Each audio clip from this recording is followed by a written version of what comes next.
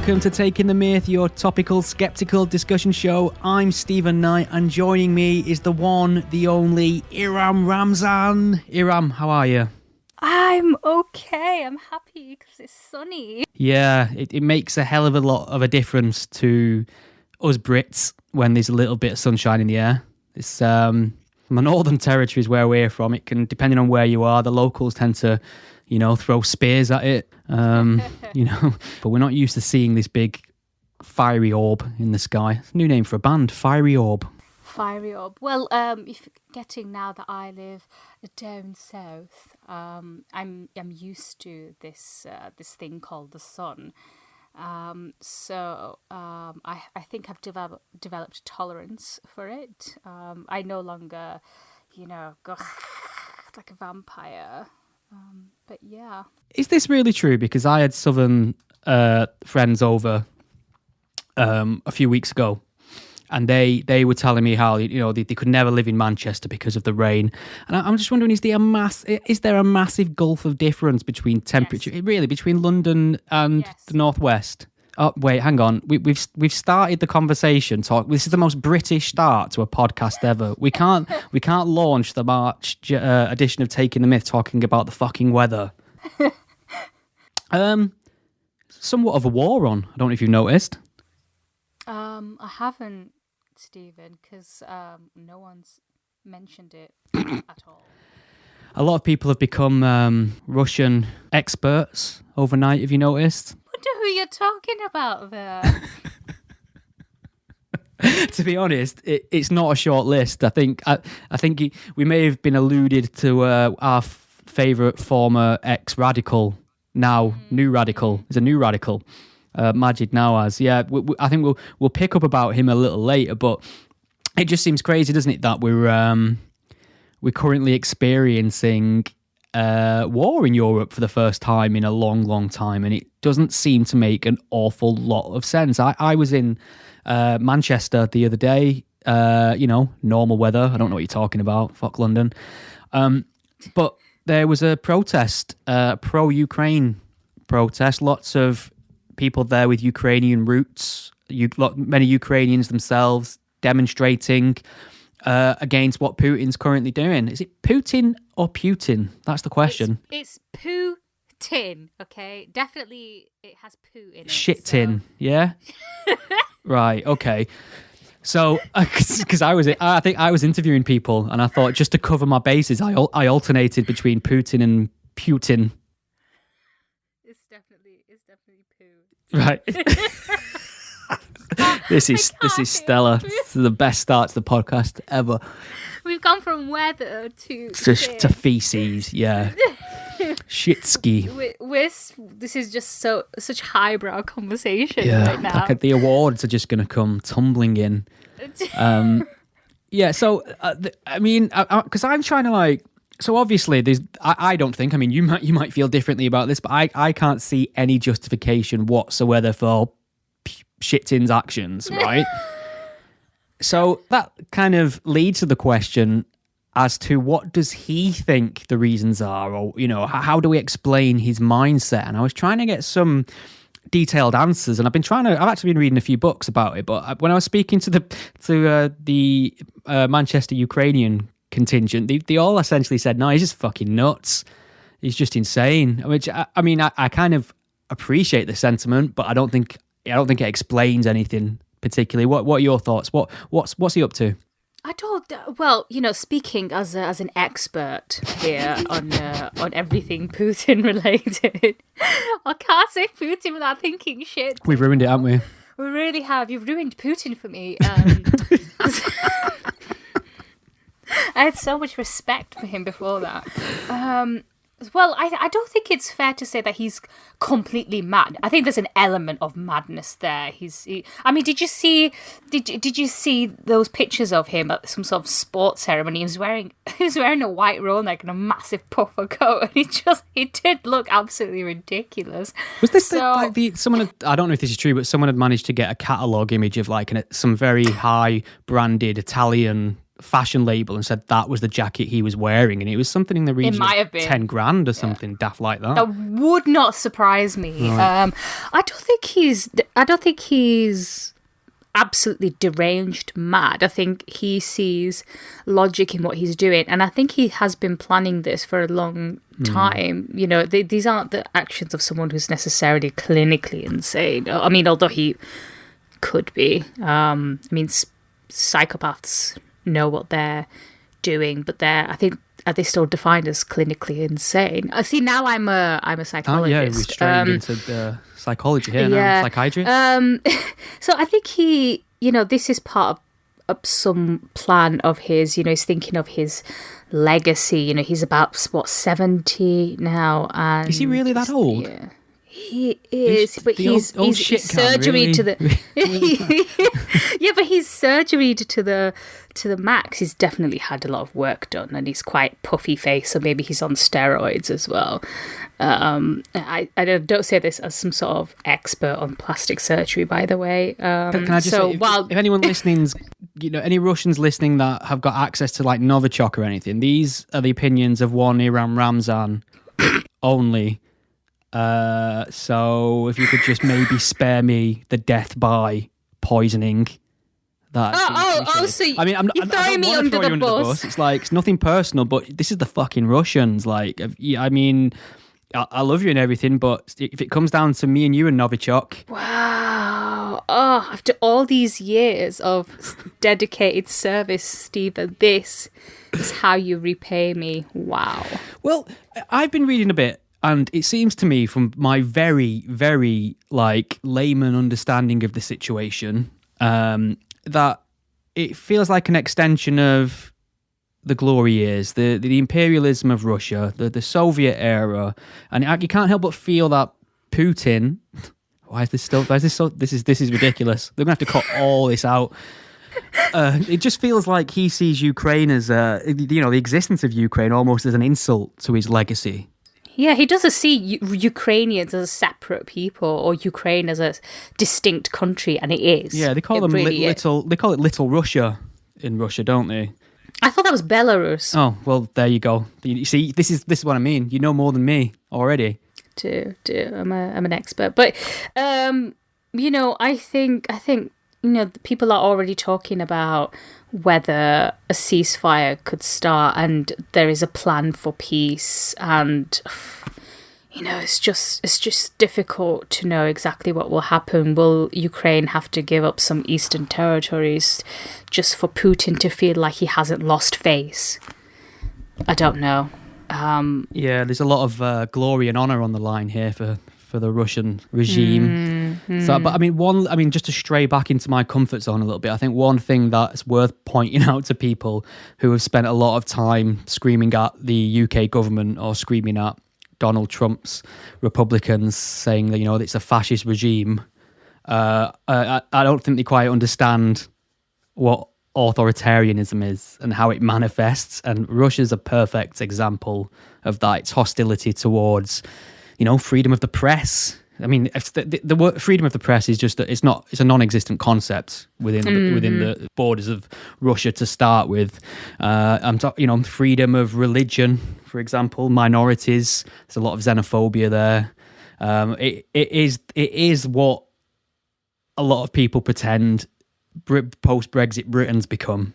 So I think it's a nice frame of reference for people to see what actual dictatorship looks like, what an actual despot looks like, what an actual autocracy looks like, an undemocratic dictatorship, essentially. Right? Have we put? I think we've nailed that, haven't we? Russia, Ukraine. We've nailed Shitin. Yeah. Well, if anyone wants to hear from some people with skin in the game, people with Ukrainian roots, you can visit my YouTube channel. Just type in The Night Tube on YouTube, and I was there on the ground getting a flavour of the day, interviewing some people. And it might be worth straying back into our comfort zone a little bit now and speaking about Jussie Smollett. I have to every time I read his name now, I have to be careful not to say Jussie Smollett. Jussie because of that amazing Dave Chappelle routine that he did, which I can recommend. But just to refresh people's memories, this is the black gay actor from the US of A was in quite a popular TV show, staged a hate crime where he was the central victim, paid 2 guys essentially to beat him up.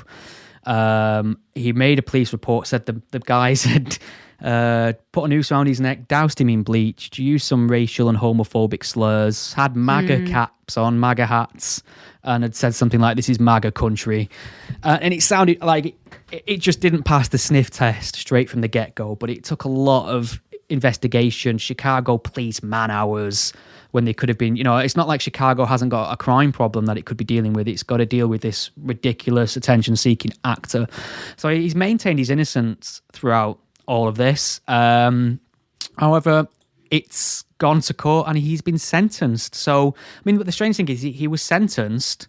But hasn't he appealed? Yeah, though? He's been released now. So I mean, well, there's a lot of strange things around this because he was found guilty of lying to police and he was sentenced to 150 days in prison. He's and this is from the BBC, and his lawyers launched an appeal after the sentencing, and he's been released on bond now, pending an appeal against his conviction.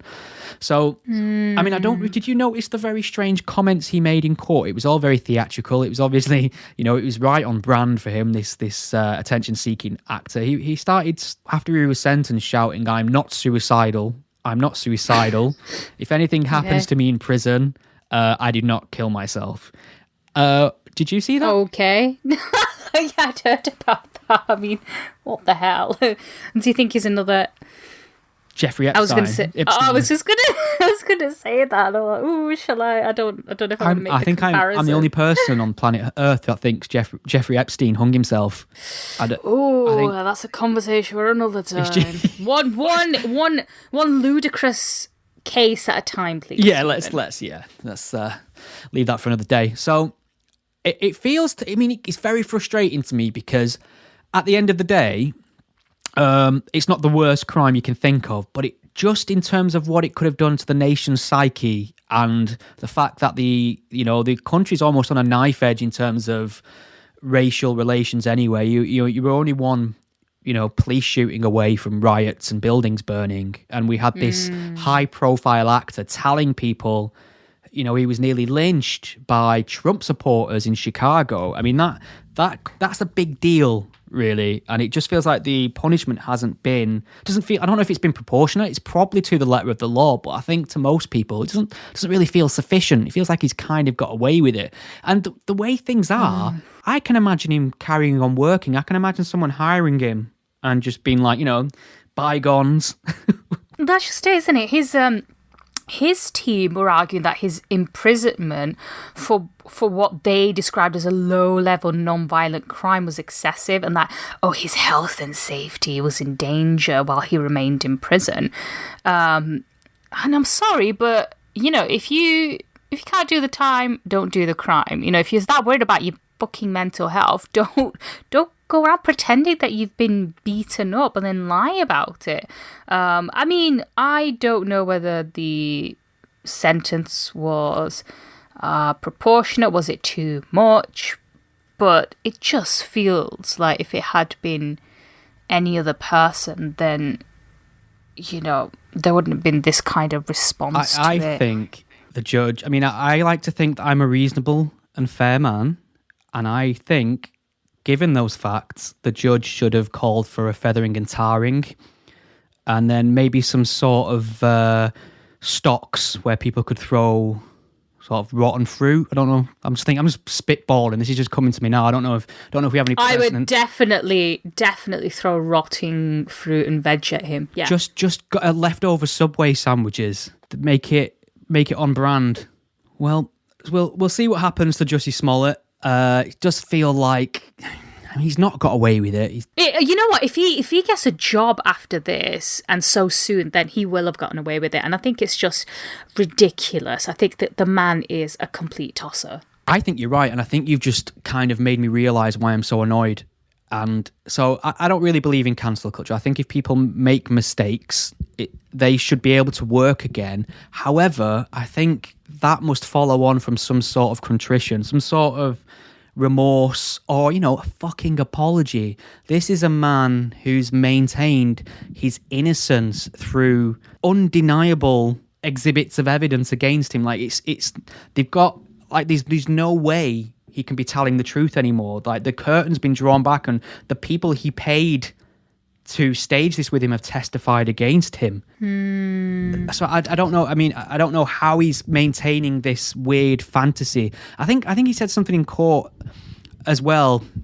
And I thought this might happen. He said that he was, whatever he did it for, something like black equality in America or for his... What? Something you like that. You want to do something for black equality, then why don't you mentor young black kids, teenagers who, feel a bit down and depressed, feel like they have no opportunities in life, and just maybe mentor them, give them work, do something. You don't hire people to beat you up and then lie about it. That's doing nothing for black people. Just got a funny feeling there'll be a new narrative that'll take over, and it'll be something like, well, he didn't really get beaten up or lynched, but some people still do in America, and this is shining a light on the problem of racial inequality and hate crimes and things like that. That's the kind of focus I think we're going to see. That'll probably like the New York Times narrative, or Laurie Penny or someone like that. Oh, Jesus Christ. Christ alive. Jesus. Right, well, talking of inspirational women, I'd like to... Actually, it's very nice, really, to talk about a success story on this podcast. I don't know if you're aware, there's this wonderful... Yes, I am inspirational. Thank you, Stephen. It's the Iram Hour. I'd like to thank myself for being so amazing. Well, I want to draw your attention to my inspiration for the week, a lady called Lia Thomas. Now, she's currently just smashing it in swimming competitions in the States. I mean, like, wow, running away with it, leaving the competition behind. An amazing example to young women everywhere. It just goes to show if you work hard and put the effort in and dedicate yourself to a sporting goal, you can achieve big. You can stand there on the number one spot on the podium. I mean... honestly, kiss my ass, Stephen, seriously. Yeah, I know you're being sarcastic, but still. I want to talk about this story for sure because I'm being very glib because Lia Thomas was born male. Now, in my view, remains a male. It seems like the powers that be in terms of social media have come down heavily on one side of this debate. Now, to me, what is central to this entire debate in terms of sport, women's spaces, safeguarding, culture, law, is whether or not somebody who was born male says they're female and now actually female. Now, that is an open debate to me, and it should be open for discussion. But social networks have decided that if you describe this individual openly as male, you will get the ban hammer. So how are we supposed? How have we come down so drastically on one side so quickly in mainstream circles? I mean, it's incredible that we're having this conversation. It just goes to show you what times we're living in, and it's like a real life episode of South Park. Do you remember when during the strong woman competition and a trans woman who's quite clearly a dude decides to take part, and it is basically life imitating art, or art imitating life, whichever came first, really. I mean, with Lia Thomas, when Lia was a man, although I'd argue is still a man, for fuck's sake. Yeah, I mean, the fact that you have to tiptoe around that basic fact of objective reality. Just ridiculous. It's akin to living in a society now where I can't say, I don't think God exists. Really, it feels like that level of blasphemy law. Well, see, Lia, when swimming alongside other men, ranked, I think, 554th or something like that in the college league tables. Yeah. And now identifying as a woman. Oh, shock, has come number one. And if we're to believe Charlotte Nichols, who is Labour MP for Warrington North. I mean, you think people up north are bloody sensible, but she tweeted, "As a former competitive swimmer, indeed, I know full well how much training is required for a title like this, and anyone nastily trying to diminish Lia Thomas's incredible achievement because of lazy transphobia should frankly pipe down." I mean, what an insult to women everywhere. This is so fucking insulting. And if biology didn't make any difference, then why don't we just make all sports mixed sex? Why have separate categories? Stephen, can you answer me that? Yeah. And simply saying that, oh, you just have to work hard and you can do it is absolutely nonsense. I mean, this is somebody who's gone from being a mediocre male swimmer to record-breaking female swimmer. It's not some sort of stunning and brave journey. It's fucking cheating is what it is. It is cheating. And on top of that, Lia Thomas's teammates were saying how... This is a headline from Mail Online, and I'm going to read it to you, and you can tell me how fucking ludicrous it sounds. "We're uncomfortable in our own locker room. Lia Thomas's UPenn teammate tells how the trans swimmer doesn't always cover up her male genitals when changing." The only way a woman could own male genitals is in a jar. Or if you're married, then you're like, yeah, that's my, Okay. I mean, not that I'm condoning things. Anyway, I'm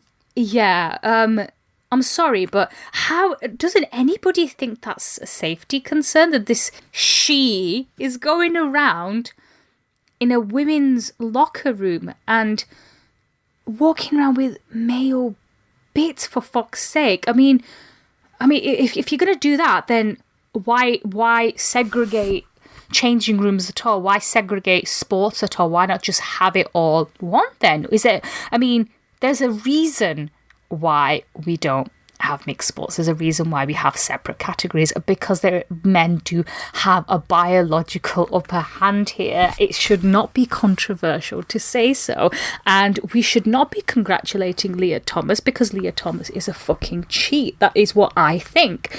To go from a mediocre male swimmer to smashing records as a woman, it's and if she had any respect for women, then she would not be competing as a woman. You'd compete as a man, as a trans woman in a competing male category. Caitlyn Jenner, very, very famous trans woman who's had the operation, has had everything, but has said herself that she would not compete as a woman in sports because it's unfair. Yeah, men do have an advantage. Well. Yeah, exactly. Compete as Bruce Jenner. I mean, people who still argue about the male advantage in sport, who aren't convinced that the men have one, they live on a different planet. I mean, I can't believe this is a discussion we still need to have. And it's not about saying men are better than women. These differences in terms of strength, muscle mass, bone density, hip to waist ratio, grip strength, all these kind of things. Like the difference between a male punch and a female punch is astronomical when measured. No, not in a Hollywood movie, because if a woman punches you in a movie, it sends you flying apparently. Yeah. And the thing is, these women are exceptional at what they do. But they are athletes and they are the creme de la creme. Now, the problem is, if you let them compete against men, they'll never qualify. Unfortunately, that's how big the disparity is. So if you want female sports to exist and be a thing and let women be rewarded for their incredible achievements, they need to be separate categories. Now, I was going to ask you a question, actually, based on that Labour MP's tweet. And basically telling everyone they're a transphobe and celebrating this biological male cleaning up a competition for women, essentially, and making sure women miss out. Now, I understand sometimes why men really lean into not all men, some men are, I suppose, compassionate and just thinking they're supporting a vulnerable minority. But sometimes when you scratch under the surface, there's a thick layer of misogyny behind a lot of it. It is. And I've said that before. It is misogyny, it's disrespectful towards women. It is showing a disrespect towards women. We know that. Yeah. So I get that, and I understand, like, men are going to be misogynistic at times. That's a given, right? But what explains the female feminist that leans into this and goes to bat for the biological male encroaching on women's spaces and cleaning up at sporting events? Do you know what? I have absolutely no idea. Maybe because they think it doesn't affect them. But I guarantee the minute that a trans woman's rights or something that a trans woman's actions will have an impact on them directly, then you might see a shift in the narrative. Obviously, if you look at the podium picture of the last swimming competition, Lia Thomas won. She was stood alone on the first spot, and the two runner-up swimmers stood with the person who finished fourth, as if on the podium, as if to say, "You're the real number 3 here. You would have got a medal were it not for this biological male." And we've also seen in recent days an individual called she's on Twitter. I don't know her actual name. This might be a name, but she goes at Rekha Georgie. And she's basically saying, look, there's something like 16 swimmers can qualify, and she was number 17, and she didn't get to go with the team because a space was taken up by this biological male. This is a young girl who if you to qualify on a sporting team at a certain level takes dedication and hard work. It's not a case, they don't just give it to anyone. I can guarantee you she's worked far harder to miss out than Lia Thomas has to win. That's a good way of putting it. We saw this with Laurel Hubbard as well, the New Zealand weightlifter. Yeah. And everyone kept saying how unfair that was and why it was ludicrous, but we're still seeing this. I mean, at what point do people say enough is enough? Can we stop this fucking madness? When is it going to stop? You know what's really funny as well, though? Because people often say, like, where are the female to male trans individuals competing in the male categories? And there is actually a number of biological women who have transitioned to male, but they've gone, I'll just still compete in the female team. Thank you very much. I wonder why that is. So they're making the right decision and the fair decision, but it's a case of, well, what are the rules here? Why is it okay for some and not for others? Can we get some sort of baseline here to make sure there is some sort of fairness in sport? But yeah, it's cheating, isn't it? I think we can say it's cheating. It's cheating, and it's so unfair to women, and and pretending otherwise, even just to be polite, it makes it just that much harder for the cause. We need to stop tiptoeing around this, because what's next? We've already seen this with Laurel Hubbard. We've seen this now with Lia Thomas. I think this is just going to continue. And, women for centuries, thousands of years even, have fought so hard for their rights and to be recognised. And it's just being taken away from them by men, basically. I'm hoping society will catch up quicker, because what I've noticed is there's a lot of angry women campaigning and organising on this issue, and I hope that'll be what'll generate some of the pushback, because it's not just a bunch of transphobic bigots shouting about cocks in frocks. It's serious women, a part of serious organisations with a background in feminist campaigning and a background in dealing with victims of violence at the hands of male perpetrators and things like that, who are really paying attention to this issue. So it's got me fascinated, and it's got me fascinated because it's a perfect storm of pseudoscience, anti-free speech, and sort of hokey legislation, all the things that I'm kind of very suspicious of in general. I mean, it mimics a religion in many ways. Like we're told what we can and can't say about it. We're told we have to pretend things that are so similar to creationist rhetoric. It's uncanny. So we'll see how that progresses. It'll be amazing if Lia Thomas at the end of all this just says, actually, I'm actually a right-leaning conservative, and I was just making a point that this is what happens. I'm not really trans. I'm just making a point. This is what happens when you allow these stupid rules. Men dominate. But I think that's my strange fantasy that probably won't be. Yeah, no, I don't think that's going to happen at all. Yeah, no. Have you been following the shenanigans of our one super radical Maajid Nawaz of late? I've unfollowed him, and I try. Wait, hang on. So he hasn't blocked you? No, wow. I unfollowed him a long time ago. I think this was maybe before he left or was let go of at LBC, and I just thought he's fired.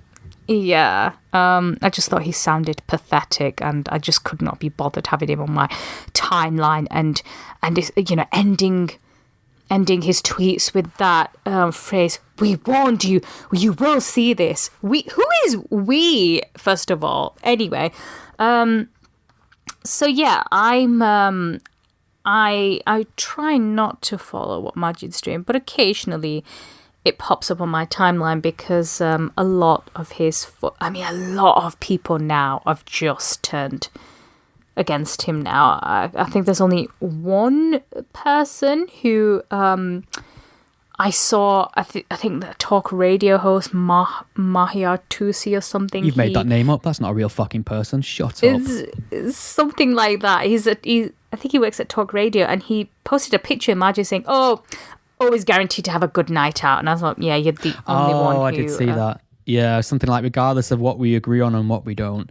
Yeah, it's interesting because he was the centre of some other controversy a while back, kind of related to Joe Rogan. I mean, this is how quickly the outrage machine moves along, that this isn't even relevant anymore, but it was massive like 4 weeks ago. Joe Rogan was under a lot of pressure.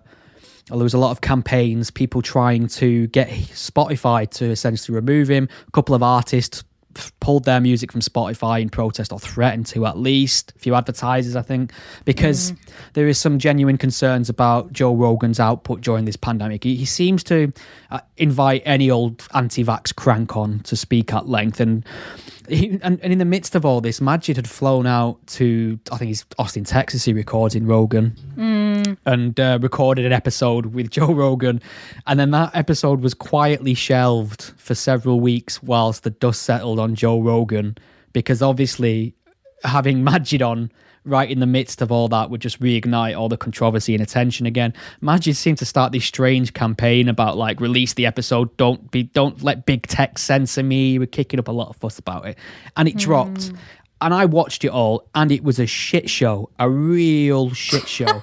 And okay. See, this is what made Maajid Nawaz such a good recruiter, I imagine, for his Hizb ut-Tahrir. He's charismatic, he's eloquent, he's educated. And he sort of blends in enough half-truths with outright bullshit to make it seem credible. Absolutely. And you know, especially with this whole Russia thing, there's a picture of a pregnant Ukrainian woman. She was some sort of influencer, and you know, she was pictured, I think, in the bombed out city of Mariupol, I think it was, and very quickly, you know, the Russians were they're very quick to point to dismiss the image and say, "Oh, look, this is her just short while ago. Oh, it's not the same person." And actually, the picture they pointed to was a completely different person. So it wasn't even a convincing lie. Nonetheless, I think then Maajid was trying to spread that lie from the Russians. They're trying to say, like, there is a propaganda war. I agree with that. You have to be very careful online. But what had happened is he'd seen somebody on Twitter tweet out pictures kind of claiming that this pregnant woman being carried out on a gurney after the maternity hospital had just been bombed was a quote-unquote crisis actor. Now, for those of you who don't know what a crisis actor is, the idea is you pay someone to pretend to be in peril or oppressed or dead. They construct this false reality via either media or photos. Then it can get spread around the internet to sort of garner sympathy or win a propaganda war. So somebody had claimed this poor pregnant woman being carried out of a maternity hospital after it had just been bombed was a crisis actor. And Maajid Nawaz just retweeted it to his hundreds of thousands of followers, and the comments did the job. Everyone was saying, because Majid's took a very strangely pro-Russia perspective. I'm not saying he's championing the war, but he's done a lot of work to attack the Ukrainian narrative. Yeah, and I think what he's doing is maybe he realises he's not got an audience here anymore, and he's trying to be a big shock jock pundit in America. And I don't know whether he actually believes the shit that comes out of his mouth. I don't know whether he believes the shit tin coming out of his mouth, basically. Before I forget, though, this poor pregnant woman who'd been caught up in this... she died. She died of her injuries. Her unborn baby died as well. This is life and death. It's not a game for clicks and for likes. And I don't think, I am blocked, but I check in every now and then. You can sort of do it through, his tweets are public. You just have to load up a browser and not log in. I can't see, this is the thing. He spread so much nonsense and bullshit and did it during the election. He's done it during COVID. And he never addresses anything that's been debunked. He lets it get its trousers on and run around the globe and gets all his followers built up into a big frothy haze of, cries of injustice and the mainstream media are lying to us. And then he either deletes the tweets or never references them again. Yeah, I think, and there was another one where he was talking about Bill Gates, and Bill Gates, he quotes him as saying, we'll have to prepare for the next one, i.e. the pandemic. And then he's put in brackets smug smirk, and I think, you know what? He's saying Bill Gates has orchestrated this pandemic. That's the implication. I'm not saying he said that. I'm not saying he said that. Rather, this is the implication that Bill Gates, in cahoots with the World Economic Forum, is now obviously orchestrating the Great Reset. What was really instructive about his Joe Rogan appearances, he laid down in clear English exactly what he believes is going on. Would you like to hear it in a paragraph? Okay. Maajid Nawaz believes that all these mandates that were brought in during the pandemic were not brought in to tackle the spread of a deadly and infectious virus. They were brought in as somewhat of a Trojan horse or a backdoor way of, testing a Chinese-style social credit system. And he gave an example of maybe, when the states own the bank one day and you go out and you want to buy a burger and your card gets declined and tells you can only buy bugs to eat because that's what the state wants. That's what we're working towards, apparently. And this is all happening because the government feel like that, the governments feel like they're losing powers. So there's some globalist plot to control the mainstream narrative and control the economy. And this is the Great Reset. Imagine termed it the New World Order on his timeline. And it's like, this is like the definition of a conspiracy theory. And I keep seeing people, the Great Reset was trending today on Twitter. Okay, right. Now, I have to say that I wasn't a great fan of the lockdowns and some of the countries that are pursuing zero COVID, because that's silly, isn't it? Because a lot of these countries now have got into the trap of, now that they've tried enforcing zero COVID, that they can't go anywhere from that. They have to maintain that, and that's just not sustainable. And Canada, for example, are a shit show. Yeah, on this. And you've got China as well, which has seen some sort of outbreak. Probably like 3 people have COVID, and they've thought, right, that's it, shut the whole fucking city down, and it's preposterous. So I can understand people being skeptical about lockdowns or some of these measures. I get that, but this is not what he's doing at all, and for him to be promoting some of these conspiracy theories, like especially about Bill Gates. The thing is, Bill Gates years ago was warning that we were just not prepared enough if there were ever to be a pandemic, and he wasn't saying that as a conspiracy. He's just saying that people don't plan long term. If there's going to be an outbreak of something, how prepared are we? And I don't think many people were, except for some of these East Asian countries that had a really bad experience with the SARS virus. So they were more ready to deal with it as opposed to countries in Europe. But back to Maajid, I think he's just, he's burnt his bridges here in the UK and he's thinking, right, I can make it big in America by becoming another Joe Rogan or some sort of shock jock. And I just, I can't see that turning out really well either. It comes back to that fundamental question of whether he believes his own words or whether it is a sort of way of creating an audience, because his audience aren't like the people that followed him. I mean, people that have followed him through the stolen election stuff and then through the anti-vax stuff and now the Great Reset stuff. It's like, at what point do you think actually I'm being led by a bit of a moron here or a charlatan? I don't think maybe it won't be too long before they see through him either. Give it some time. And I think if you've got this far in the podcast, shit tin should be our hashtag.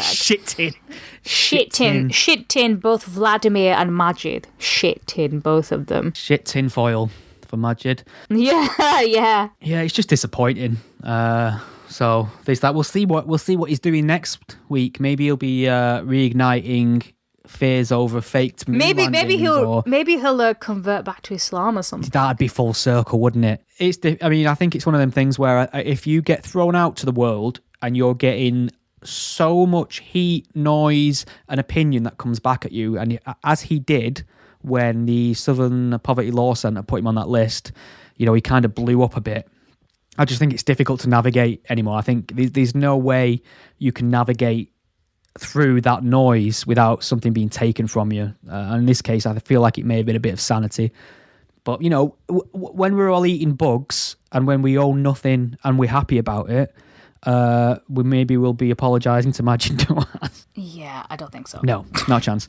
It might be worth talking about, these two things there. I suppose this one's more interesting to me. I don't know if you read this, but I'll read this from The Guardian because it's the most lefty liberal source I can think of. This is good news really to me. So the headline is Ofsted, which is a regulatory body for our schools.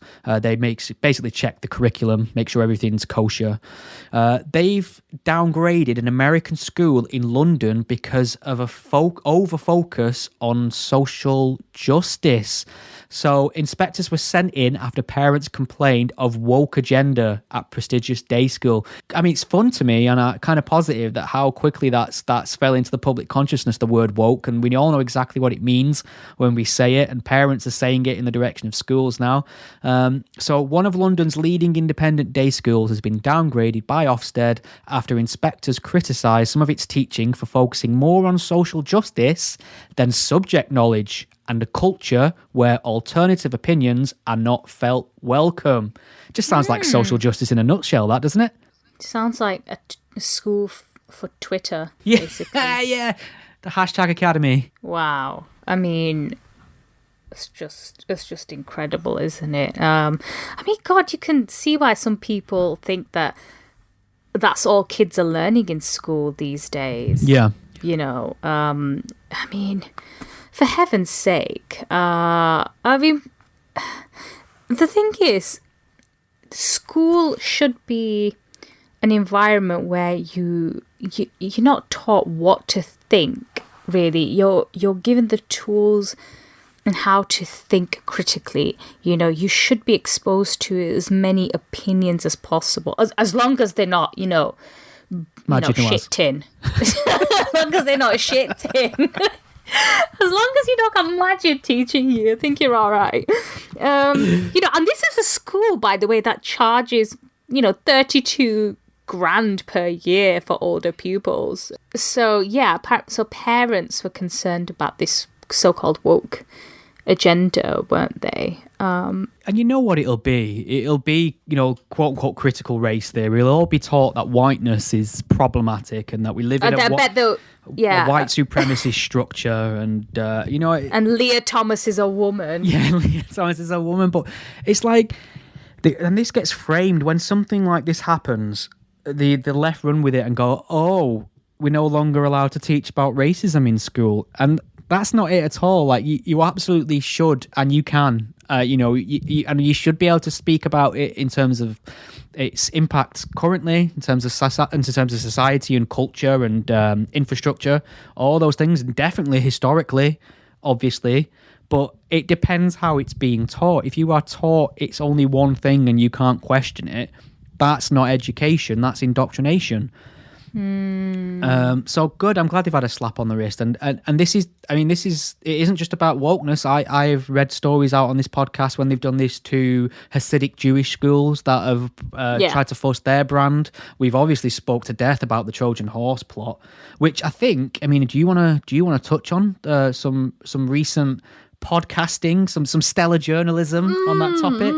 Oh, good Lord. Now, where do I start? So, earlier this year, Serial, which is co-owned by the New York Times, did an 8-part series into the Trojan horse affair in Birmingham, and it promised to tell the story of this anonymous letter that was sent to Birmingham City Council in 2013, which alleged a plot to take over and run state schools according to strict Islamist guidelines, basically. And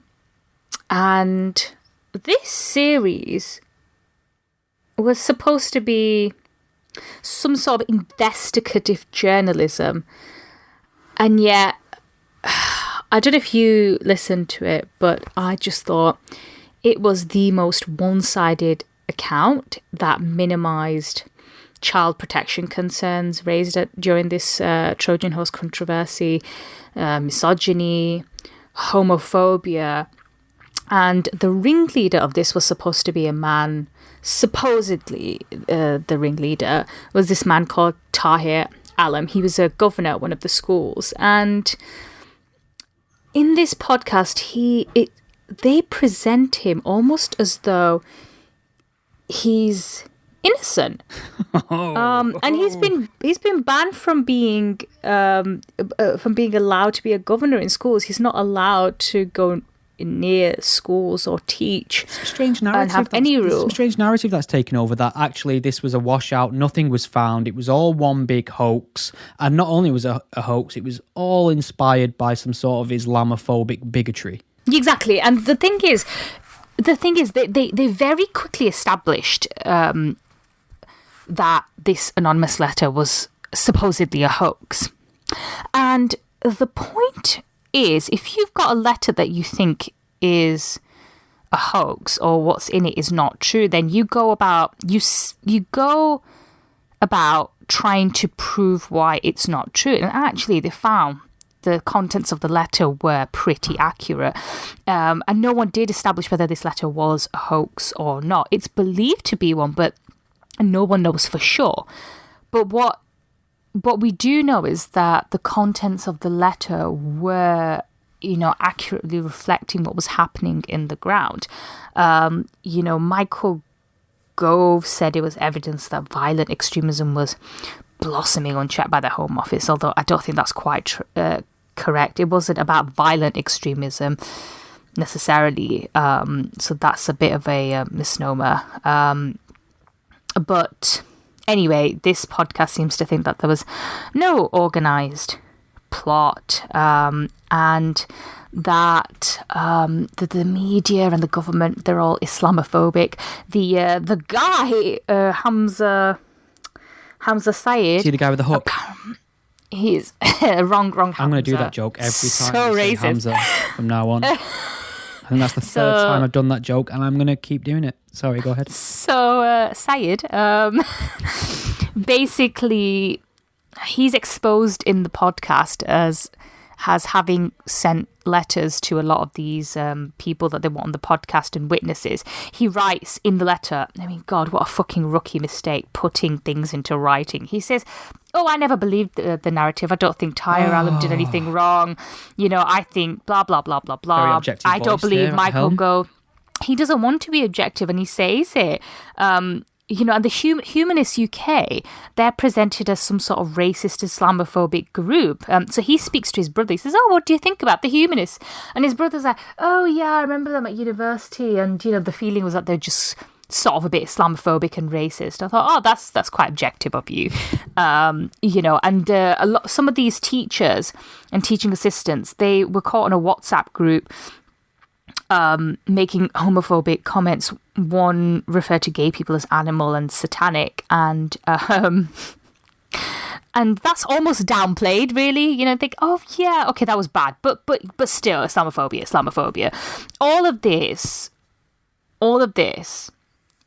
was a plot by a racist and Islamophobic Britain to basically attack Muslims, is the message that we should take away from this. I think there was one point that they sort of got right, in that there were some maybe in government and the media who tried to obsess about finding violent extremism when there was none. But the point is that these people were trying to take over the school and impose a hardline ethos on them. And if you speak to some of the former pupils, they told Ofsted about the very problematic things that were going on.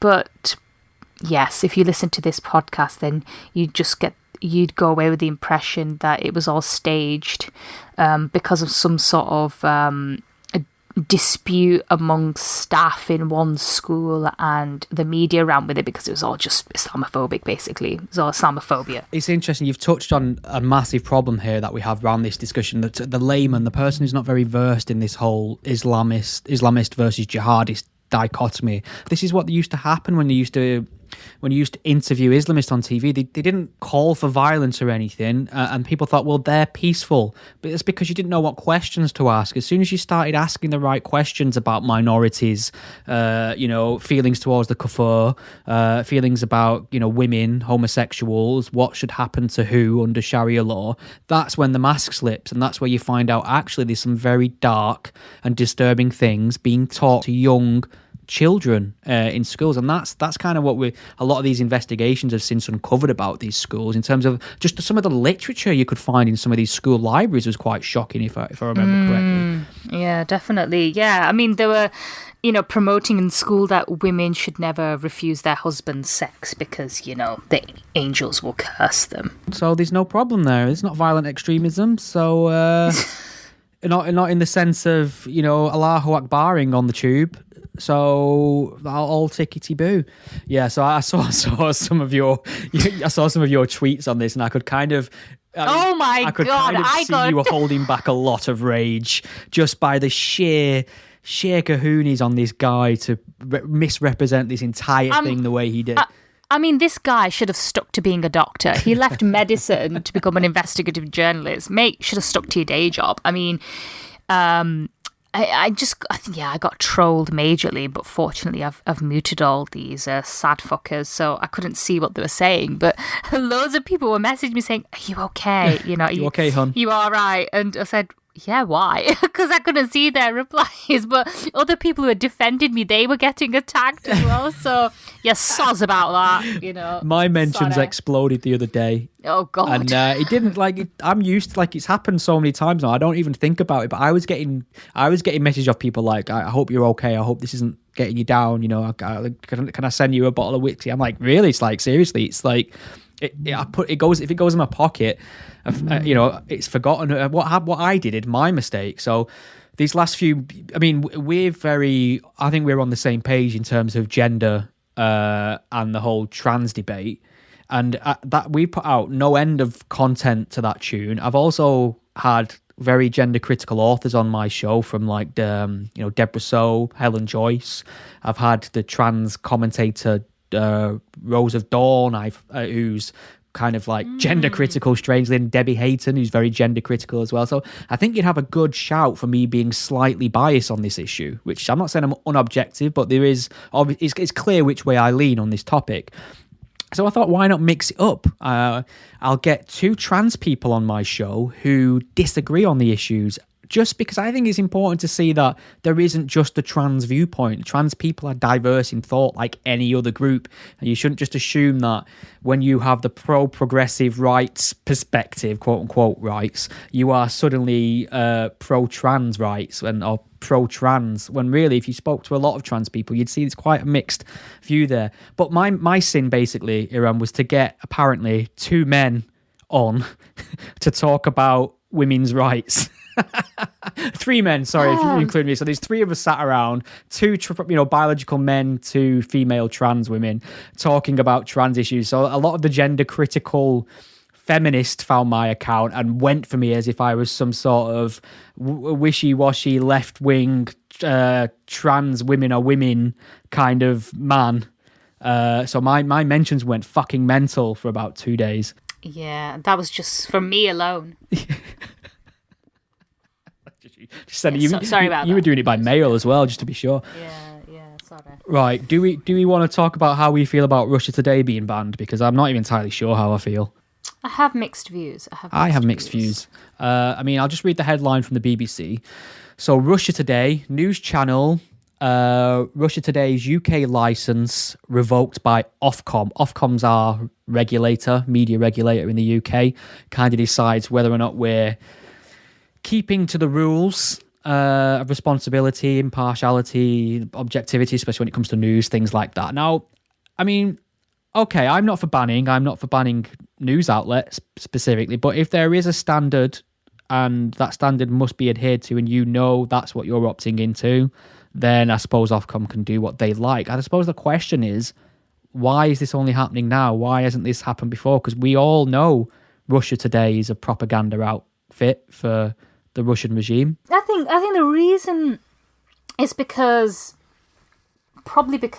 everyone's now trying to overestimate the reach that RT has.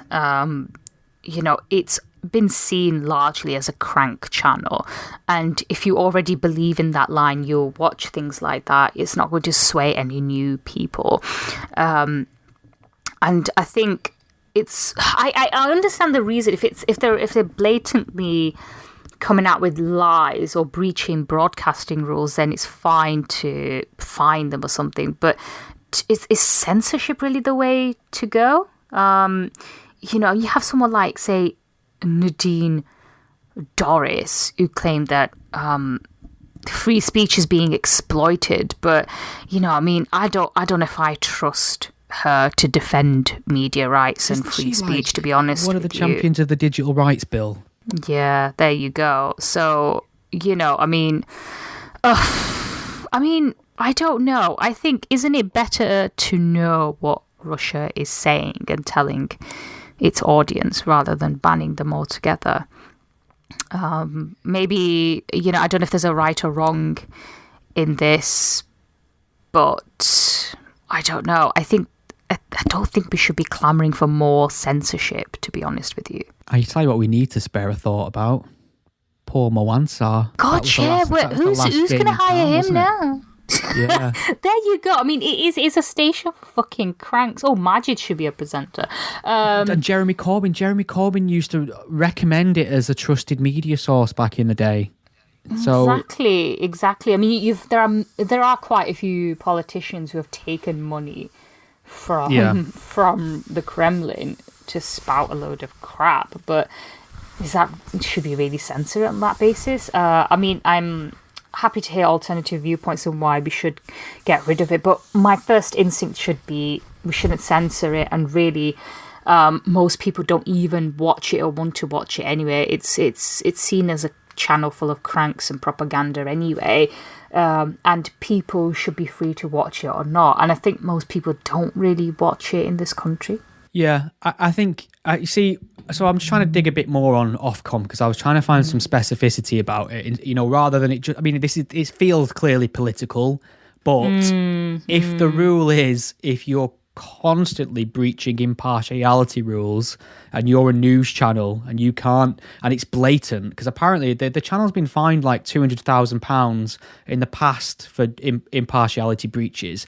Right. And apparently this decision comes amid 29 ongoing investigations by Ofcom due to Russia Today's impartiality. Well, maybe it comes down to that, whether it's breached too many rules. Then how many times can you keep fining them? Maybe that's what it should boil down to. But really, we should just, I don't know. I think most people wouldn't really want to watch Russia Today. I can't remember the last time I think I've maybe watched a few clips because, obviously I love Mo Ansar, so I will tune in for that. To be honest, I'm kind of like, I don't like censorship or any sort of regulation on content per se, but I think there's something special about the UK's news output, regardless of what people say the BBC is or isn't. It's everything and all things to everyone, and the truth is, it does its best to stay impartial. And this is somebody saying this who's had issues with BBC reporting many times. I've blogged about it. There's a difference between trying to be impartial and being 100% perfect all the time. Obviously it's run by individuals. There is going to be bias, but it does a fairly decent job. Now, if you contrast this to the way American news media operates, it's ridiculous. Every time I've watched it, it blows my mind what the news anchors are allowed to say about any topic. It's pure uninformed conjecture and opinion and outright campaigning sometimes. And for me, I don't want the UK news to go down that path. So I kind of like the fact that it's regulated, and at the top of that regulation is something called impartiality. I think that's good for the psyche. And it'd be interesting to see how close GB News gets to that line in the coming years, with some of the absolute cranks they platform on the issue of COVID and vaccines. So we shall see if we'll be having this conversation in a few months about their license. I don't know. But yeah, I'm mixed on that. I think it tends to be, I think it really just points to the fact that this country can't go to war with Russia, so we're doing every single thing in our power to say fuck you and put pressure on them. I mean, but the thing is, in some cases, it's just ridiculous. Like Yuri Gagarin, the first person in space, he had his name removed from a Space Foundation fundraiser. Just because of, he hasn't done anything. Fuck's sake, he just flew into space, Yeah. That's all he did. Just floated around. He didn't do anything. Getting carried away, aren't they, really? And then you had that Tchaikovsky. The concert cancelled. Yeah, because they were playing Tchaikovsky thing. For fuck's sake, really, this is getting... You always get some people who just go overboard and just turn into idiots over this. Come on, people. I saw a report today. I can't verify it. It looked like a perfectly decent piece of investigative journalism, but somebody had basically documented all the assets, mansions, yachts, all sorts of things owned by the Russian oligarchs in the UK, Europe, and other places, and it's astronomical just what influence and property and ownership they have in certain areas. So I suppose, I can't remember who I was talking to about this.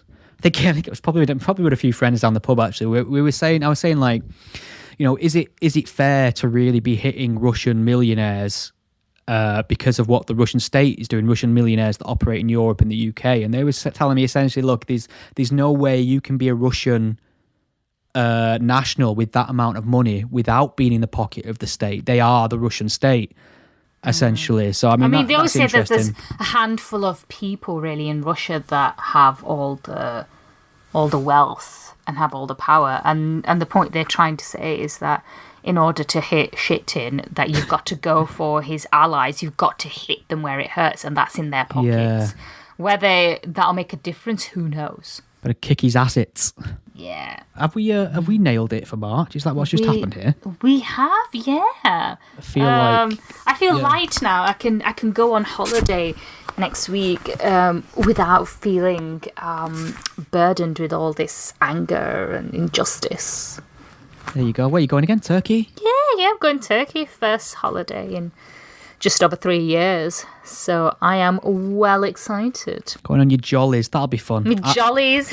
I lost a holiday to Turkey over the pandemic. It was in the calendar. So did I. And fucking Bill Gates ruined it for all of us. You smug, smirking son of a bitch.